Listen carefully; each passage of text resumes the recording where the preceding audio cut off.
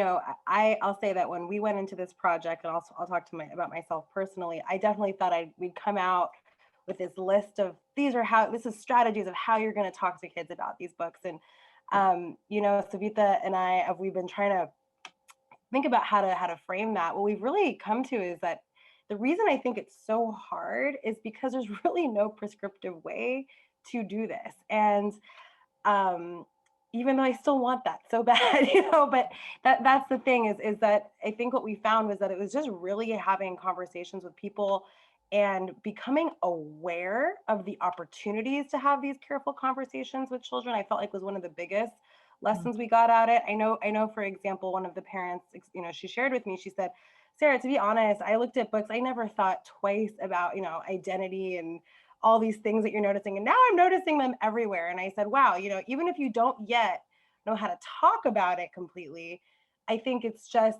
we built some kind of awareness of the fact that there are these opportunities. And I think that was really important.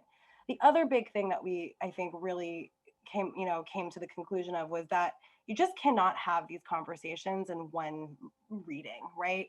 Or one session with your child. Like, each of these books was so rich and packed with so many things that we wanted, these books to not just be an experience in which parents and children were talking about these really deep subjects, but also an experience of joy, right? So we didn't want to leave that out of it. And that came up a lot too, that joy, having these books and having a joyful experience is really, really important. And so you want to read the book in a way that's joyful. And then also there's other times in which you can have a deeper conversation because you've now read the book a few times.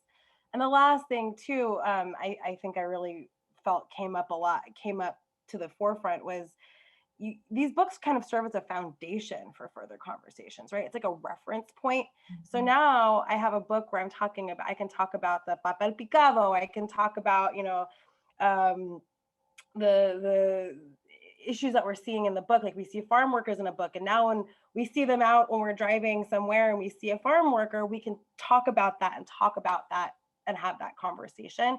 And now the child has something to reference to. And so I think that was a really big thing that we observed through these conversations. So